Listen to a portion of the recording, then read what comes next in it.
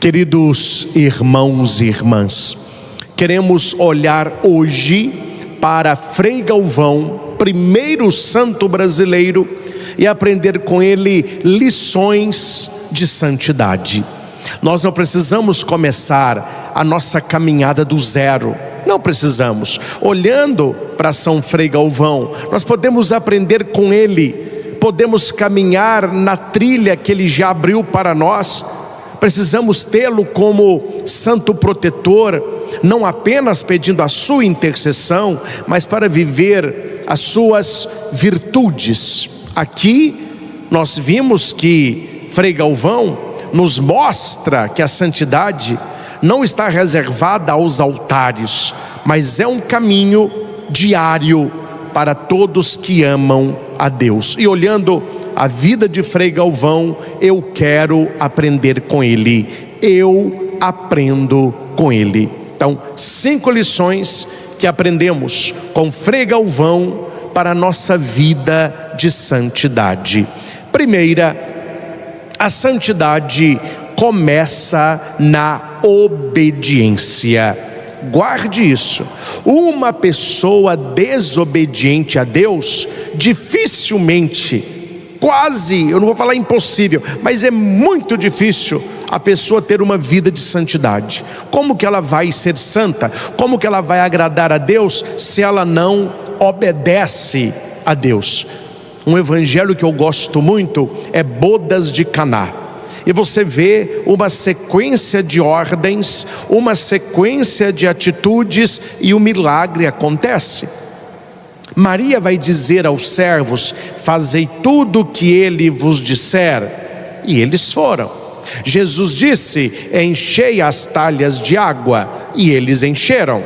Levai ao mestre Sala, e eles levaram. Veja, é uma sequência de ordens, onde a pessoa ela obedece, e para que o milagre aconteça. Frei Galvão, ele aprendeu desde cedo dizer sim à vontade de Deus. Ele foi obediente aos seus superiores, ele foi obediente à igreja, ele foi obediente ao Espírito Santo. Como está faltando, meus irmãos, a obediência no nosso coração, obedecer a palavra de Deus. A obediência é o primeiro degrau da santidade. Se você quer saber o quanto que uma pessoa está numa vida de santidade, você não precisa olhar o externo dela. Não olha o externo, olha o tanto que ela é obediente a Deus. A obediência é o primeiro degrau da santidade. Se não se sobe esse, como subiremos os outros? A obediência nos ensina a humildade. Quem obedece renuncia ao orgulho. Veja que o diabo, ele é desobediente porque ele é orgulhoso. Toda pessoa orgulhosa, ela não obedece. Toda pessoa orgulhosa, ela quer fazer o que está na cabeça dela. Quantos pais enfrentam isso com os filhos? Olha, meu filho, não faça isso. Ele vai e faz. Olha, não vai em tal lugar. Ele vai e vá. Ele vai, e vai. Quantos empregados não sabem obedecer àqueles que o contrataram? Olha, aqui na empresa é para fazer tal coisa, eles não fazem. Não é para mexer no celular, eles mexem. É para chegar a tal hora, eles não chegam. Não é? Até na igreja mesma, quanta confusão poderia ser evitada se as pessoas obedecessem. Então aqui a obediência, ela nos mostra humildade, e a desobediência me mostra o orgulho. E a humildade, a obediência, ela abre espaço para que Deus governe a nossa vida. Se você quer que Deus governe a sua vida, seja obediente a Ele, seja humilde como Maria. Eis aqui a serva do Senhor, ela é a obediente. Muitas vezes, meus irmãos, as coisas se invertem, né? Parece que nós queremos que Deus nos obedeça e Ele realize a nossa vontade. A oração está um pouco míope na vida de muitas pessoas, Na cabeça de alguns, parece que rezar é pedir a Deus que faça a minha vontade. A oração para os santos é pedir força a Deus para que eles possam realizar a vontade de Deus. Deus não é aquele que recebe a ordem, Deus é aquele que a dá. Guarde isso. Não é você que manda em Deus, é Deus que ordena a cada um de nós o caminho que devemos trilhar. Então, primeiro ponto que nós aprendemos com Frei Galvão é o valor da obediência. Segundo, aprendemos com Frei Galvão que a pureza é força e não fraqueza. É por isso que nós temos hoje tantas pessoas fracas na sociedade. E a principal fraqueza que nós vemos hoje é a fraqueza da carne. Quantos casos você não tem ouvido por aí de adultério, de traição? Pessoas que estão namorando um, mas está beijando o outro. Está casado com um, mas está tendo relação sexual com outro. As pessoas não conseguem mais a fidelidade. Aí, para aliviar a coisa, o casal não dá conta, aí vira trisal. Aí depois vira 4, 5 e vão embora. Porque as pessoas esqueceram o valor da pureza. Hoje, as pessoas não estão preocupadas em ter uma vida pura aos olhos de Deus. Elas querem realizar o sonho delas. E veja, e ainda tem pior, meus irmãos, a coisa piora. Porque quem escolhe uma vida assim, ela vem com justificativa. Ela tem, não, eu vou justificar porque que é 3, porque que é 4, porque que é 5. E daí por diante. Porque as pessoas não buscam mais a pureza. O coração de muitas pessoas não vê na pureza um valor. São Frei Galvão foi um homem de coração puro, um homem de coração casto, e por isso Deus fez tantos milagres na vida dele. As pessoas podem não entender hoje, mas um dia elas vão se arrepender amargamente por esta vida impura que muitos vivem. Deus não se agrada da impureza. A pureza não é ausência de desejo. Muitos podem entender que eu estou falando, não, você não pode ter desejo, você não pode ter pensamento. Não, a pureza não é ausência de desejo, mas domínio e direcionamento ao amor. Quando você clama ao Espírito Santo, Ele lhe concede o dom da pureza, não é que você não terá desejo, você terá domínio sobre o desejo. Alguém me disse um dia desse, padre, eu estou vendo umas coisas na sociedade aí, o povo está igual animal, hein? Eu falei, opa, não fale mal dos animais, não fale mal dos animais. Quem dera que o ser humano tivesse igual animal, o animal é tudo certinho, tem a hora para tudo, tem o tempo do ciclo. O ser humano hoje está muito pior do que animal. Ele perdeu totalmente o sentido da pureza, de agradar o coração de Deus. Felizes os puros de coração, porque verão a Deus. Está nas bem-aventuranças. E qual que é o contrário? Os impuros de coração não verão a Deus. E quem ri hoje vai chorar amargamente amanhã. Quem critica disso hoje, quem desdenha isso hoje, quem não leva a sério a pregação da igreja sobre a pureza, vai chorar muito no futuro. Aí ele vai lembrar que lá atrás ele poderia ter escutado isso e não escutou. No mundo que banaliza o corpo e a alma, veja hoje, veja os programas de TV, o que é que eles valorizam? Quanto mais exposição, melhor. Quanto mais exposição, melhor. O mundo, ele banaliza o corpo e nem quer saber da alma. A castidade é resistência e liberdade. Uma pessoa que escolhe consagrar-se a Deus, uma pessoa que escolhe viver com Deus, esta pessoa, ela está questionando os valores do mundo. Eu citei lá em Guaratinguetá isto que eu vou dizer agora, mas faz questão de repetir.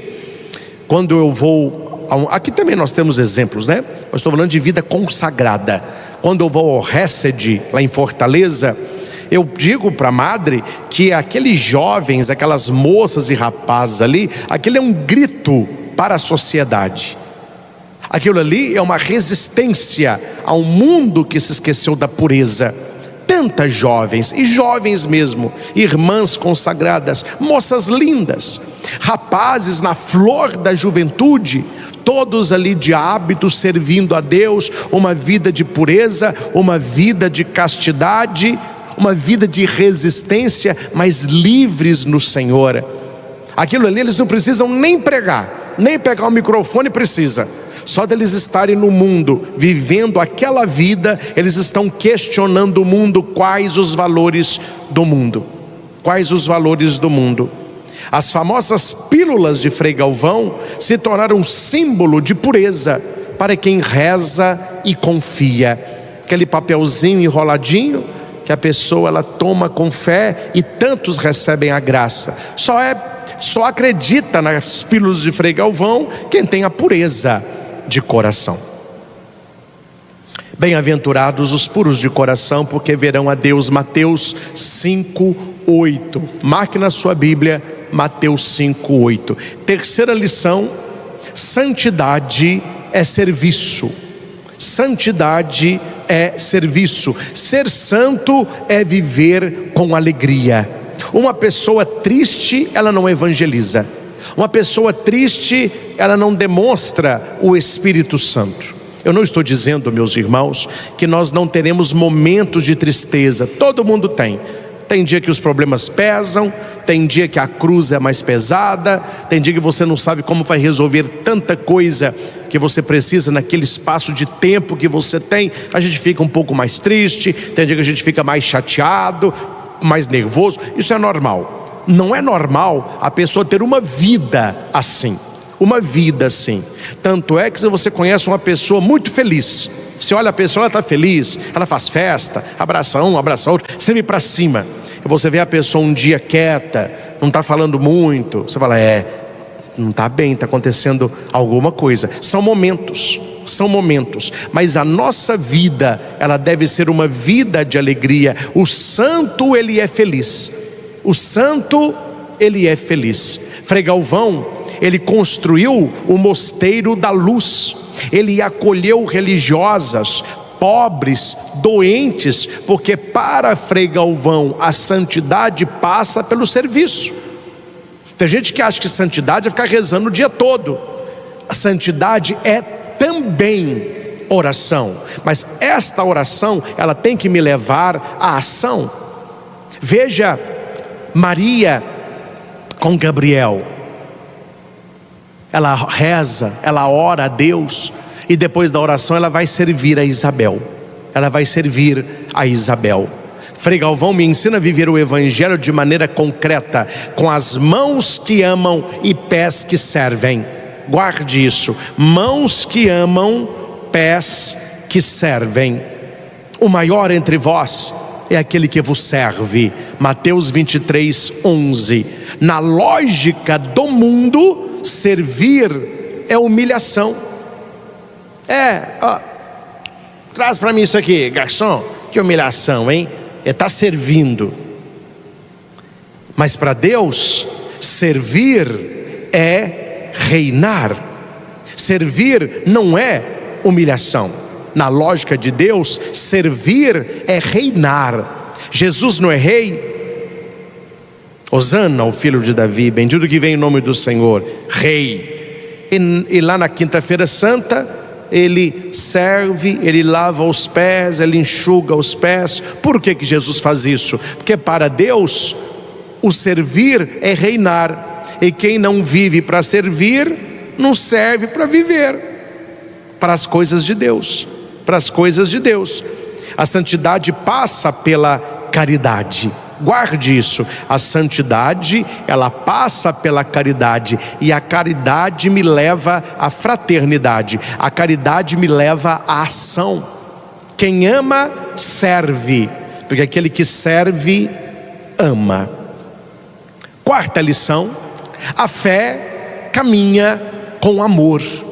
Uma fé sem amor, ela é muito rígida, e um amor sem fé, ele é muito mole. A gente não pode ter nem a rigidez e nem a moleza. Olha aí a polarização. ou é muito aqui, não, o equilíbrio. A fé precisa estar enraigada com amor. Frei Galvão acreditava no impossível, rezava com confiança e via os milagres acontecerem. Mas sua fé não era feita apenas de palavras, era feita também de obras, pelas pessoas que ele ajudava, por causa do amor que ele tinha a Deus. Tiago 2,26 vai dizer: a fé sem obras, ela é morta.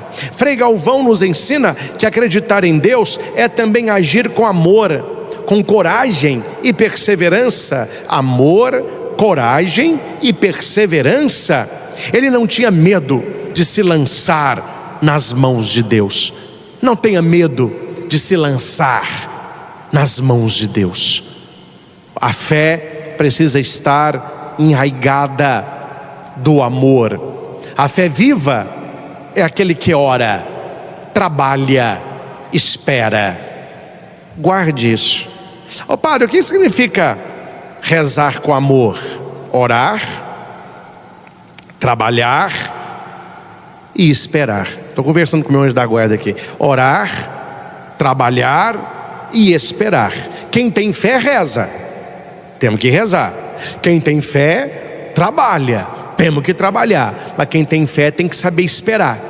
Hoje o pessoal não espera nada, né? Você vê as crianças hoje, que vê um povo tão momento da vida, não sabe esperar nada. Espera, começa a bater o pé, não sabe esperar. Aí vira adulto e fica dando birra com Deus, porque não quer esperar. Só que Deus não atende assim, né? A gente não pode forçar a Deus. A fé me ensina a orar, a fé me ensina a trabalhar, a fé me ensina a esperar. E por fim, a quinta lição que eu aprendo com Frei Galvão. Isso aqui dá um livro, hein? Isso aqui dá um livro de Frei Galvão, ó. Isso aqui dá um livro de Frei Galvão. Quinta lição que eu aprendo com Frei Galvão: a santidade é silêncio e presença. Santidade é silêncio e presença. O peixe morre pela boca. Se as pessoas soubessem ficar mais caladas, elas levavam menos.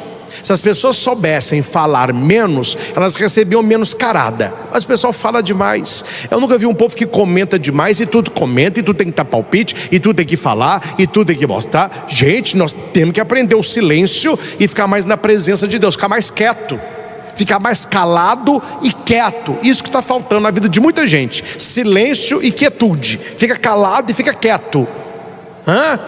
Precisamos aprender com Frei Galvão. Frei Galvão era o homem do silêncio. Ele ficava lá na cela, rezando, fazendo os deveres dele. Quando o prior queria alguma coisa, ele chamava, Frei Galvão servia. Feito o que foi lhe pedido, ele voltava para a sua cela. Precisamos aprender mais o valor do silêncio. O silêncio de Maria. O silêncio de Maria. Não tem aquela Nossa Senhora do Silêncio? O silêncio de Maria, né? E estar na presença de Deus. Frei Galvão, ele evangelizava de 3 maneiras. E aqui eu vou passar para você. Você quer crescer na fé? A santidade de Frei Galvão se via de maneira especial em 3 situações. E a gente pode pôr isso na nossa vida. A gente pode pôr isso na nossa vida. Primeiro, silêncio fecundo da oração. Silêncio fecundo da oração. O silêncio, pelo silêncio, não resolve nada. Mas o silêncio numa oração, ele é fecundo. As pessoas me perguntam: padre, como o senhor tem essas ideias? É na oração. Lá em casa eu paro, fico quieto, rezando. As ideias começam a pipocar na cabeça. Porque o silêncio na oração, ele é fecundo. Eu funciono assim, cada um funciona de uma maneira. Não adianta eu estar rezando com outras pessoas. Isso é muito bom, estou falando para isso que eu preciso. A pessoa tocando violão, um do meu lado, etc. Não vem ideia nenhuma. Quando eu estou sozinho, no silêncio da oração, esse silêncio ele é fecundo, porque Deus ele vai direcionando. Você na sua vida já experimentou o silêncio fecundo da oração? Segundo, na presença constante de Deus. Eu não posso estar na presença de Deus somente quando Ele está no Santíssimo Sacramento. Eu preciso estar na presença de Deus quando eu estou no lazer, quando eu estou numa viagem, quando eu estou na academia, quando eu estou de férias, quando eu faço uma caminhada, quando eu visito um amigo, quando eu estou na minha casa. Estar na presença de Deus, isso me ajuda muito a ser santo. Pode ajudar você também, essa consciência, eu estou na presença de Deus. Então não é para os outros, não é para os outros, é para o Senhor. Terceiro, o serviço escondido. O serviço escondido. Na minha vida de padre, claro que eu não vou contar o serviço, ele fica conhecido, não é mais escondido, né? Mas uma coisa que eu prezo muito, e isso desde que eu me ordenei em Cajuru, eu sempre tive isso comigo. Algumas coisas, claro, as pessoas veem, uma ajuda que faço, uma coisinha ali, algo que precisa da equipe, outras pessoas estão próximas a mim. Isso aí não tem como a gente não realizar, porque tem uma vida pública, vem alguém pedindo ajuda, a gente ajuda, etc. Mas uma coisa que eu prezo na minha vida, e você deveria prezar na sua: o serviço escondido. Qual a caridade que você faz que seus amigos não sabem? Para Deus, claro que vale, toda a caridade que eu faço aqui no santuário, nos eventos, retiros, tudo isso vale. Mas para mim, o que mais vale é a caridade que faço que ninguém sabe. Minha mãe não sabe, meus amigos do santuário não sabem, o pessoal do Luz e Vida não sabe, ninguém sabe. Mas não é porque não sabe que não está sendo feita, porque o que faz em segredo, Deus recompensa. E isso fica entre você e Deus, porque se você contar, as pessoas vão saber. E quando você tem esse serviço escondido, você vê claramente a graça de Deus na sua vida. Aí as pessoas perguntam: por que será que tal pessoa é tão abençoada nessa área? Por que tal coisa? Porque Deus que vê o escondido te recompensará. Frei Galvão não ficava tocando trombeta, né? Eu falo muito, não estou criticando não, gente. Tem gente que fala que eu fico falando mal quando eu falo isso. Não estou criticando o político não, porque político vive assim. O político precisa de voto. Então existe a caridade cristã e existe a caridade política. Qual a diferença? A caridade cristã é em segredo. A caridade do político tem que tocar trombeta, porque se o povo não vê que ele está fazendo alguma coisa, ele não vai ser reeleito se ele quer. Então é normal, o político consegue para Divinópolis tantos mil, aí fez um asfalto, ele coloca um outdoor, coloca a foto dele do lado de sorrisão e coloca: olha, deputado fulano de tal conseguiu tantos milhões para Divinópolis. É assim, não tem problema não. A vida política é assim. Vai ter a inauguração de uma praça, o político vai, aí a banda de música toca, ele entra: ah, meu povo, me dá um neném, tem que ter um neném, me dá um neném. É assim, gente, funciona. Mas não é assim. Eu não estou exagerando, porque isso é vida política. E deixa eu contar uma coisa: se eu não fosse padre e fosse político, eu faria isso, é claro. Conseguir um posto de saúde para um bairro, colocaria um outdoor grande, a minha foto lá do lado, olha, vereador tal. É assim. Eu estou falando que para o cristão não é assim. E tem gente que gosta. Tem gente que adora. Ele gosta de mostrar que ajuda, ele gosta de mostrar que faz caridade. Quanto a jejuando, ele estava: não, eu estou jejuando. Gosta de contar que está jejuando. Para Deus não funciona assim. Você está dando uma caridade política. Para Deus o que vale é o escondido. Oração escondida, jejum escondido, esmola escondido. Estou escrevendo um livro, se depender de mim ele vai chamar Rasgai o Coração. Não sei se tem outro livro com esse nome, mas eu vou trabalhar este evangelho daquilo que nós fazemos escondido na presença de Deus. É você e Deus, ninguém precisa saber. Padre, mas ninguém sabe. Você terá uma grande recompensa nesta vida e na outra. E outra coisa que nós precisamos aprender, e com isso eu finalizo: a caridade em conjunto, que vale a pena. chamar os amigos mais próximos. Gente, vamos fazer uma caridade nós aqui? Vamos doar tal coisa para tal lugar? Vamos fazer um Natal solidário? Vamos ajudar aquela creche? Vamos dar uma lavadora de roupa para aquela senhora mais pobre? Vamos ajudar a pagar a luz daquela casa? Não tem problema. São caridades em grupo, grupos de amigos, pessoas que têm fé. Mas não esqueça do silêncio fecundo. Queridos irmãos e irmãs, estamos neste tempo abençoado, que é o tempo do advento. Vem do latim ad venire. Ad é para perto, junto. Venire, aquele que vem. Advento, a preparação para a chegada daquele que vem. O Emanuel, Deus conosco. No livro do profeta Isaías, no capítulo 2, versículo 1 ao 5, nós temos um chamado a todos nós, uma bênção a todos nós para este tempo do advento. E eu posso dizer que esta leitura é o coração do advento. É aquilo que nós devemos fazer todos os dias, não apenas neste período de conversão, mas em todos os dias da nossa vida. A cor roxa, aqui é a história do padre, a cor roxa, as velas aqui do altar, lembra este tempo de introspecção, mas ao mesmo tempo de esperança, de alegria, este tempo de conversão e mudança de vida. Esta leitura de Isaías é a primeira leitura deste primeiro domingo do advento. A leitura diz assim, aqui é que eu quero colocar no seu coração esse itinerário rumo ao Natal do Senhor. Visão de Isaías, filho de Amós, sobre Judá e Jerusalém. Hoje Judá e Jerusalém é a igreja. Pode ser a sua casa, sobre a sua casa e sobre a igreja. Acontecerá nos últimos tempos que o monte da casa do Senhor estará firmemente estabelecido no ponto mais alto das montanhas e dominará as colinas. A ele acorrerão todas as nações, eu e você. Para lá irão numerosos povos e dirão: vamos subir ao monte do Senhor. Tire aqui, meus irmãos, qualquer facilidade.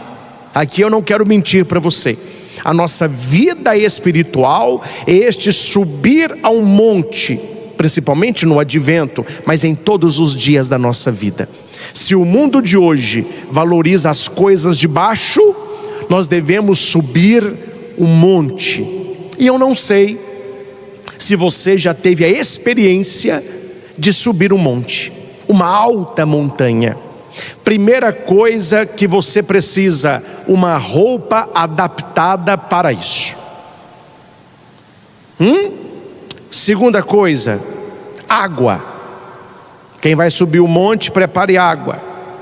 Terceiro, leve pouca coisa. Você não vai subir monte carregando mala, matula pesada, aquele tanto. Não. Quanto menos, melhor. O menos é mais. O menos é mais. Geralmente eles pedem um boné, um chapéu, por causa do sol, protetor e muita garra. Porque para subir não é fácil. Tem muitas pedras, espinhos, dificuldade. Mas quando você chega no alto do monte, daquela montanha, e você vê o que pouca gente vê, é nesta hora que você diz: valeu a pena todo esforço. A nossa vida, meus irmãos, é um subir a montanha. Qual é a nossa roupa própria? Qual é a armadura do cristão? Qual é o teu sapato próprio? A palavra, a fé.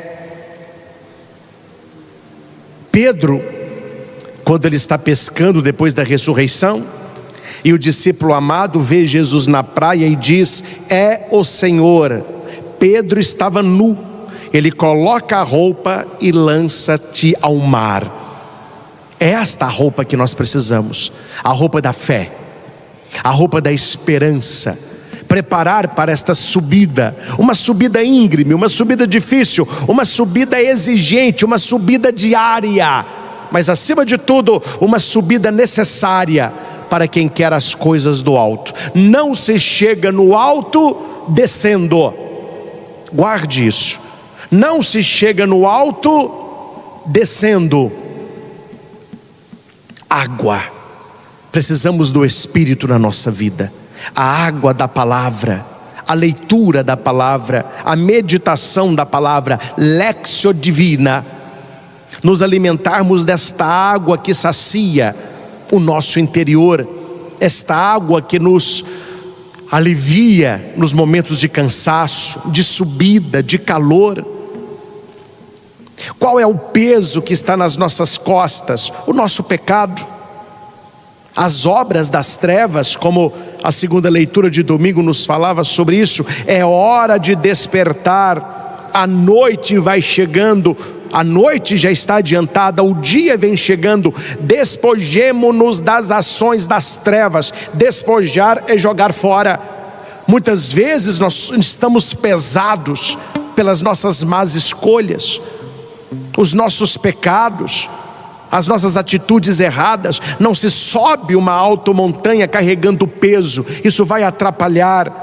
E aqui Paulo está dizendo aos romanos e a nós: despojemos-nos. Despojar é tirar. São Francisco, quando ele quer romper com o seu pai para viver para Deus, o seu pai achou que ele estava louco. São Francisco, ele se despoja das suas vestes luxuosas e pega lá uma túnica simples para ser simples e reconstruir a igreja como nosso Senhor o pediu. Ele pensou que era Porciúncula, né? Mas era a igreja enquanto morada de Deus, coração do homem. Então não era ali a Porciúncula, mas era a própria igreja em si. E ele então, rompendo com aquela vida antiga, o que ele faz? Ele tira as vestes luxuosas, ele fica nu e colocam-lhe uma roupa simples. Ele se despojou daquilo. Jesus, antes de ser crucificado, ele foi despojado de suas vestes. É interessante, meus irmãos, a época do advento é uma época de despojamento, ao contrário do mundo, né? Eu já escutei várias pessoas dizendo: eu tenho que ter uma limpeza nas coisas, porque agora vem Natal, vai entrar muita coisa nova, então eu vou tirar isso aqui porque vem coisa nova. Quer dizer, o Natal é a festa do despojamento de Jesus, mas é a festa do materialismo nosso. Em vez de nos despojarmos, nós ficamos pensando: o que eu vou comprar, o que eu vou ganhar? Despojemo-nos. A subida, ela é mais tranquila para quem é leve. Isto nós alcançamos pela confissão. Como que eu alivio a minha matula? Como que eu diminuo o peso da minha mochila? Na confissão. Você chega pesado de pecado, quando você recebe a absolvição do sacerdote, você sai leve. Aqui eu não estou falando de coisas materiais, estou falando daquilo que carregamos dentro de nós e não nos ombros. O que nos pesa não é o que nós carregamos nos ombros, é o que nós carregamos no coração. E é na confissão que nós nos tornamos leves. Falava há pouco sobre o chapeuzinho, né? Um bonezinho, porque o sol estará muito quente. O que é que está protegendo a nossa cabeça, a nossa mente, os nossos pensamentos? O que você tem cultivado na sua cabeça e na sua mente que protege mais a sua caminhada? Você tem andado com quem? Você tem conversado com quem? Você tem lido o quê? Você tem ido aonde? Isso vai proteger a sua mente ou vai deixá-la exposta às coisas do mundo? Precisamos de proteção espiritual. O protetor solar nos protege dos raios UV, mas precisamos de uma proteção espiritual. A nossa amizade com o anjo da guarda, o clamor diário de São Miguel, Gabriel, Rafael, queremos clamar o poder de Deus, queremos experimentar a cura de Deus, queremos ser anunciadores da palavra. E subir, meus irmãos, e subir. Uma subida exigente, uma subida cansativa. Vamos subir a um monte do Senhor, para que Ele nos mostre seus caminhos e nos ensine a cumprir os seus preceitos. Olha o Natal aqui, olha o Natal aqui. O Natal é uma subida e é uma descida. É uma subida nossa, mas é uma descida dele. Todo ano eu falo a mesma coisa: Natal não é aniversário de Jesus, não é? Vamos parar com isso nas nossas igrejas aí. Pessoal fazendo bolo, cantando parabéns para Jesus. Vamos cantar parabéns para Jesus. O pessoal não está entendendo o que é Natal. Por isso que fica essa presepada aí. Natal é um mistério da encarnação. Um Deus em si que se torna Deus para nós, Deus conosco, Emanuel. Então, se há um movimento de subida, nós estamos subindo um monte do Senhor, é um monte da espiritualidade. Por que nós estamos subindo? Porque nós sabemos que o Senhor vai descer. Em encarnação, Ele vai descer. E o Verbo de Deus se fez carne e habitou entre nós. Na noite de Natal nós vamos ouvir os anjos falando sobre isso. Glória a Deus nas alturas e paz na terra. Olha aí, altura, terra.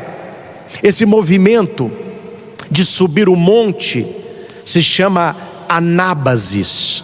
É um movimento que o ser humano, ele se volta para o alto, ele se reconhece pequenino perante o Criador e ele vai subir o monte. E Deus tem um outro movimento, é um movimento de catábasis, é um movimento de descida. O ser humano, ele sobe para se encontrar com Deus, e Deus, ele desce para se encontrar com o ser humano. E eu te pergunto, isso é só no advento, meus irmãos? Isso pode ser só nessas 4 semanas? Não, a nossa vida toda é um subir no monte, é um subir a montanha, é uma espiritualidade diária. É difícil, é exigente, mas eu lhe digo, vai valer a pena. Quem ficou lá embaixo, na sombra, dormindo, no hotel, descansando, não vai ter o seu cansaço, mas também não terá a sua visão. Eles não verão o que você vê lá de cima. E Jesus vai dizer coisas que os olhos não viram, coração não sentiu, ouvido não ouviu, eu tenho preparado para aqueles que me amam. Nós veremos do alto a glória de Deus, se subirmos um monte do Senhor. Lá Deus nos espera. Vinde todos e deixemo-nos guiar pela luz do Senhor. Isto é advento. Deixe-se guiar pela luz do Senhor. Vivemos, meus irmãos, tempos difíceis, onde a mentira é descartada, onde a verdade é descartada e a mentira exaltada. Tudo aquilo que nos leva para o alto do monte hoje é criticado. Tudo aquilo que nos leva para perto de Deus hoje é menosprezado. Mas se você olha os valores da sociedade, tudo aquilo que te leva para baixo merece aplauso. Entrevista em horário nobre, filmes, livros, séries de filme, tudo exaltando a descida. Vamos descer. E a igreja olha para você e para mim neste tempo do advento e diz: não, subamos ao monte do Senhor. Você não nasceu para viver uma vida de descida, uma vida de queda. E se você lê Apocalipse, quem desceu foi o demônio com os anjos decaídos. Ele caiu como um raio na terra, e caiu com grande furor, porque ele sabe que pouco tempo lhe resta. O demônio é aquele que cai. O movimento do demônio é de cima para baixo, ele cai. Deus está nos chamando de baixo para cima. E Deus é misericordioso, que Ele estende a sua mão de cima para baixo para tocar o ser humano. Quero finalizar trazendo à nossa memória a Capela Sistina, que está no Vaticano, que tive a graça de visitá-la na semana passada. É a 4ª vez, mas parece que é a primeira. Aquilo é um escândalo. Você entra naquele ambiente, ali o céu desce na arte de Michelangelo, que era escultor, não era pintor, mas uma vez que ele pinta, você vê que a pintura é uma verdadeira escultura. E de tudo o que as pessoas mais querem ver é a criação do homem. É um dos quadrinhos no meio de dezenas que ali foram pintados. Lá está Deus do alto, os anjos estão envoltos de Deus, as cores de Deus é a cor do poder. Quem observar a imagem verá que Deus estende a mão e Deus já está ao máximo estendido. E você vê pela cara dos anjos, Michelangelo foi artístico aí, né? Que os anjos seguram a Deus e a carinha dos anjos é aquela carinha de medo. Ou seja, daqui a pouco Deus cai. Deus já está de pendurado para o homem. Eu não sei se você sabe que o dedo de Deus não toca o dedo de Adão. As pessoas acham que os dedos não toca. O dedo de Deus está todo esticado. O de Adão está dobrado. Para Adão tocar em Deus, ele tem que fazer apenas este movimento. Apenas isso. Aí os dedos se tocarão. O que essa pintura me passa? Deus já está todo entregue. Deus já está todo para você. Deus não consegue esticar mais, ou ele vai cair. Depende de você esticar a pontinha do seu dedo e tocar em Deus. Quem sabe que este levantar o dedo não é este subir ao monte do Senhor. Deus fez tudo que ele poderia. Agora ele espera a decisão de Adão. Adão está deitado, Deus está em cima, Adão está embaixo. Deus o convida para as coisas do alto e Adão está com o braço estendido, com o dedinho caído. Aí as pessoas perguntam: por que Michelangelo não fez o dedo de Adão tocando no dedo de Deus? Porque aquele dedo na verdade não é de Adão, é o seu dedo, né? A decisão é sua. Nós estamos tocando o dedo de Deus. Nós estamos sendo recriados tocando o dedo do Criador, tocando o dedo de nosso Senhor, que apontou o caminho, que tocou a tantos, que curou a tantos, que ressuscitou. Estamos tocando no dedo do Espírito, que nos ilumina de dentro para fora. O que Deus poderia ter feito por você que Ele ainda não fez, uma vez que Ele entregou o seu Filho na cruz para o perdão dos nossos pecados? Se Ele fez o máximo, não nos estaria com Ele todas as coisas? Vai dizer também São Paulo. Então a decisão é sua neste advento. Deus está com o dedo todo esticado, os anjos o seguram, e Adão, somos nós, deitado, olhando para Deus, com o dedinho assim ainda. O que falta para tocarmos no dedo de Deus? O que falta para subirmos ao monte do Senhor?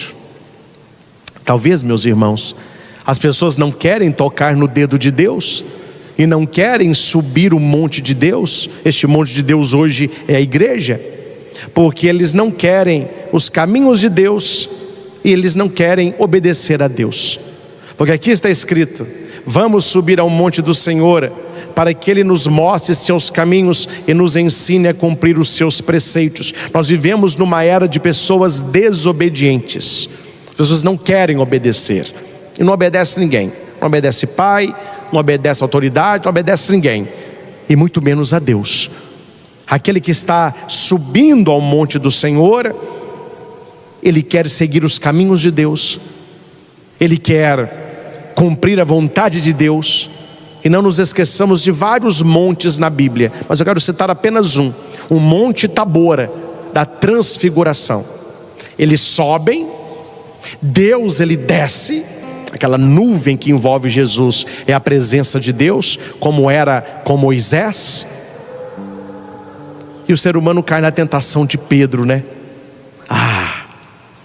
Uma vez que a gente subiu, a gente não quer descer mais não. Vamos fazer aqui 3 tendas, uma para ti, uma para Moisés, outra para Elias. Jesus sabe que Pedro não sabia o que estava falando. Uma vez que nós subimos o monte e tocamos a Deus, nós somos chamados a descer e a sermos aqui embaixo sal da terra, luz do mundo, fermento na massa. Faça disso o seu advento. Essa primeira leitura desse primeiro domingo é o coração de todo o advento. O que é o advento, Padre? Nós estamos subindo no monte do Senhor. Estamos subindo no monte da espiritualidade. Vamos acolher o Cristo que vem beber numa pequena manjedoura. Ele que desce para nos encontrar, é o Emanuel. Mas se nós não subirmos, nós não vamos encontrar aquele que desce. Se nós não subirmos, nós não vamos encontrar aquele que desceu por amor, porque para ele glória e para nós paz. Faça do seu advento este tempo forte de esticar o teu dedo, tocando no dedo de Deus, pela oração, pela busca de santidade, pela leitura da palavra, o Santo Rosário, a confissão, a adoração e tudo aquilo que pode nos aproximar de Deus. O Senhor te espera com o dedo esticado no alto do monte. Cabe a nós tocar no dedo de Deus. Amém? Que esta palavra nos ajude a ter um advento diferente, um advento realmente buscando as coisas do alto. Você recebe agora na sua casa uma grande visita, a visita de Jesus no Santíssimo Sacramento. É Ele que desce no altar, assim como nós cantamos. Não sei se a igreja subiu ou se o céu desceu. Eu só sei que tem anjos de Deus, porque o próprio Deus está aqui. Deus está no altar. Ele desce no altar para encontrar com aqueles que querem subir, para tocarem no seu dedo. Graças e louvores se deem a cada momento ao Santíssimo e Diviníssimo Sacramento. Graças e louvores se deem a cada momento ao Santíssimo e Diviníssimo Sacramento. Graças e louvores se deem a cada momento ao Santíssimo e Diviníssimo Sacramento. Jesus, manso e humilde de coração, fazei do nosso coração semelhante ao vosso. Glória ao Pai, ao Filho e ao Espírito Santo, como era no princípio, agora e sempre. Amém. Senhor Jesus, neste momento de adoração que ilumina todo o nosso dia e esta caminhada do advento rumo à celebração do mistério da tua encarnação, um Deus que se faz homem, um Deus que se faz perto.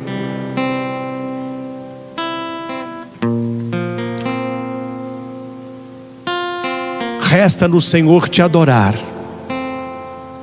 te bendizer, te exaltar. Grava, Jesus, no nosso coração esta certeza de que o Senhor nos espera. Deus me espera. E hoje nós descobrimos aonde? Em cima do monte. Aqueles que ficarem lá embaixo, aqueles que não subirem, não irão presenciar a intimidade, a presença, um amor de um Deus que vem ao nosso encontro. É preciso subir ao monte, é preciso buscar as coisas do alto, Senhor. E quantas vezes a preguiça nos domina, quantas e quantas vezes achamos difícil a vida de santidade, a vida de renúncia. Mas é preciso subir. É preciso ter perseverança, decisão e, acima de tudo, um coração adorador. Porque Jesus disse: onde estiver o teu tesouro, aí estará o teu coração. Coloca o coração que o resto vai. Coloca o coração que o resto vai. Está difícil subir a montanha? Coloca lá em cima o teu coração.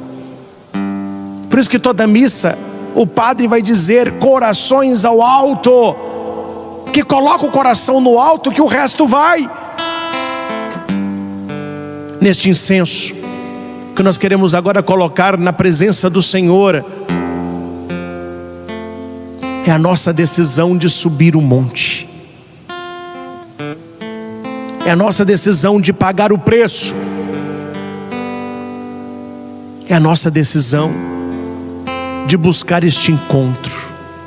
Eu convido você que está comigo agora, coloque aqui o seu incenso, coloque aqui a sua adoração, coloque aqui as suas intenções. Assim como o incenso, ele vai subir, nós somos chamados a elevar a Deus também a nossa oração. A fumaça do incenso traz consigo este ensinamento. A fumaça do incenso, ela não desce, ela sobe.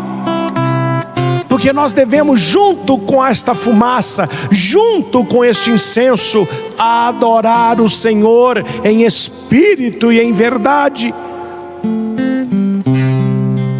E aqui, meus irmãos, eu tenho que falar de maneira clara com você, porque tem gente que não entende as coisas ditas mais, tem que ser um negócio rasgado. Você convive perto de muitas pessoas que, além de não quererem subir o monte, elas querem que você não suba. Elas querem dar rasteira em você. É por isso que você subindo, as pessoas vão criticar você, elas vão apontar você, elas vão fazer chacota de você, vão tomar café com o seu nome, porque você saiu do raso, você saiu de baixo, você não está mais no meio da turma do desce, você entrou no caminho de Deus. E o caminho de Deus é um caminho de subida. É um caminho de subida. Subir ao monte do Senhor. Para lá correm o povo de Deus. Para lá correm as pessoas que querem conversão. Para lá correm as pessoas que querem santidade. E ninguém disse que seria fácil, né? Ninguém disse que seria fácil, mas é necessário. É necessário subir o monte do Senhor. Eu queria partilhar com você que está comigo nesta adoração uma pequena parábola que fala sobre a leitura de Isaías, que fala sobre a nossa vida de santidade, que fala sobre esta busca das coisas do alto. Dizem, você que está em casa, presta atenção, o padre vai contar uma historinha. Dizem que fizeram num lugar aí uma corrida de sapos. Era uma corrida de subir uma rampa e lá em cima pegar o prêmio. Os animais todos se reuniram, porque ninguém nunca viu sapo subir rampa. E antes desta corrida começar, os outros animais já criticavam: sapo nenhum vai conseguir, sapo nenhum chegará lá, sapo não foi feito para correr.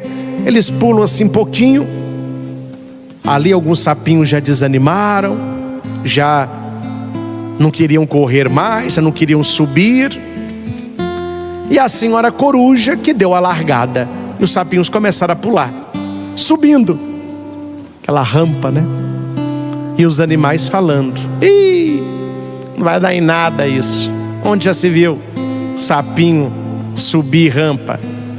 Os sapinhos foram assim desanimando, um foi olhando para o outro, foram desanimando. Mas no meio daqueles tinha um mais pequenininho. Ele e foi. Aquilo que era uma crítica virou torcida. Todos começaram a aplaudir aquele sapinho. E ele foi. E não é aquele sapinho pulou no troféu? Ganhou o prêmio em dinheiro, ganhou aquele troféu. Desceram o sapinho com o troféu. O sapinho com o olho bem aberto assim, né? Vendo aquela festa para ele. E todos perguntavam: mas qual é o segredo de você não desistir? Qual é o segredo de você conseguir chegar lá no alto? Ele chegou lá no alto. E o sapinho só olhava assim, ó. E as pessoas falavam: você não responde não, você é bobo. Você é muito esperto, mas é bobo. E as pessoas começaram a criticar aquele sapinho, que ele não falava nada. Nisso chegou a mamãe do sapinho. E a mamãe dizia assim: ó, o que vocês quiserem perguntar para ele, pergunta para mim. É porque esse sapinho nasceu surdo, ele não ouve não. Então o que vocês quiserem perguntar para ele, pode perguntar, que a mãe dele responde. Naquele momento fez-se um grande silêncio. E as pessoas descobriram qual era o segredo do sapinho. Ele não deu ouvido àquelas pessoas que o criticaram. Ele não ouviu as pessoas falando: você não consegue, nenhum sapo já conseguiu. Essa história é maravilhosa, meus irmãos. Que quanta pessoa boa eu conheci nesta vida, que estavam subindo, mas que alguém da família, os colegas da faculdade, pessoas até da igreja, falaram assim: ih, você não consegue não, chegar lá em cima, ser santo, subir o monte, isso é difícil. E as pessoas foram desistindo. Seja surdo para as vozes aqui de baixo, mas tenha o coração aberto para a voz lá de cima. Subir o monte do Senhor. Subir o monte do Senhor. A coroa do advento. 4 semanas. 4 semanas. Aqui nós temos um símbolo bonito da coroa. Certamente aí na sua igreja tem, na sua paróquia tem, muitos fazem até em casa. A primeira vela acesa, a roxa, pode ser também a vermelha. Lembra a conversão, lembra a decisão de subir o monte, lembra a decisão de ser santo. Acenderemos no segundo domingo do advento a vela de cor verde, a esperança de um novo céu e de uma nova terra. É o Cristo que vem. Nós estamos subindo na esperança de que Ele venha nos salvar. Aí nós temos o terceiro domingo do advento, que é a vela rosa. É o domingo da alegria, a proximidade do Natal. É a cor do céu de Roma, quando está terminando o inverno para chegar a primavera. O sol voltará com força, por isso a cor rosa. E a última vela da coroa do advento é a branca, que lembra Nossa Senhora Maria, lembra a pureza do nosso coração, lembra uma caminhada de 4 semanas que está se concluindo. Você que está comigo agora, presta atenção nisso. Conversão, esperança,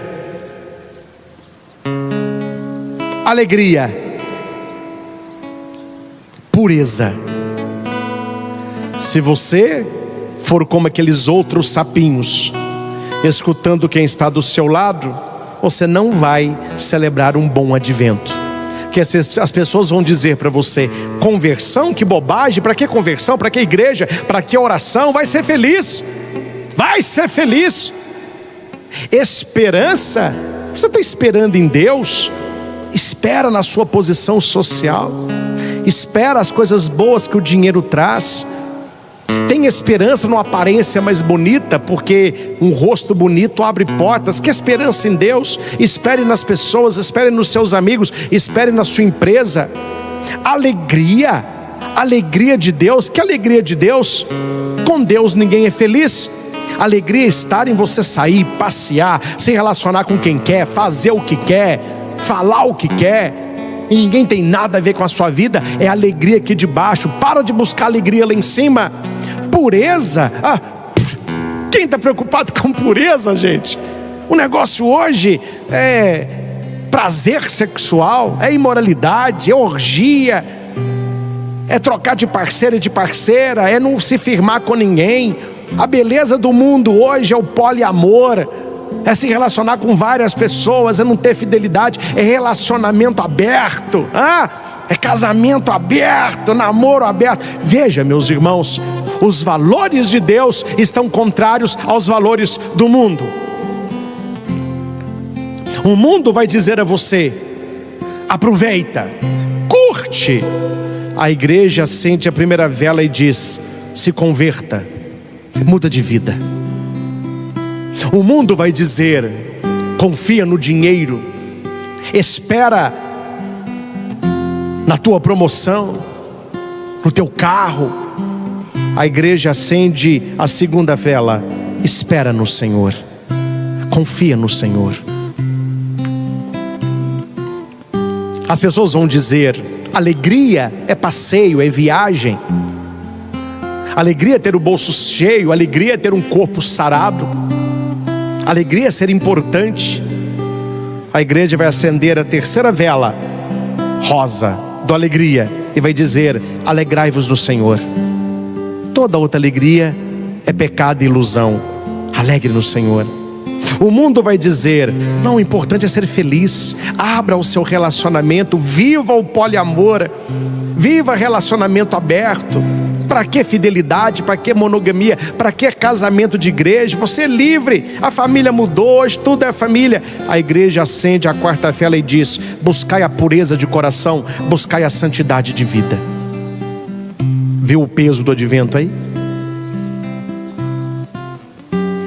Meus irmãos, subir o monte é para poucos. Não que o monte foi feito para poucos, mas porque poucos vão escolher o alto do monte. A estrada é apertada, a porta é estreita, pouca gente consegue. Os santos conseguiram, e eu também quero. Você também quer? Então suba o monte, estenda o dedinho, toque no dedo de Deus. Viva a alegria desta coroa do advento que vai se acendendo e vai iluminando a nossa vida, o nosso coração, a nossa caminhada. Nada é mais importante, meus irmãos, nada é mais importante no advento que a conversão, a mudança de vida. Não há cura maior que Deus possa realizar no coração de alguém que a conversão.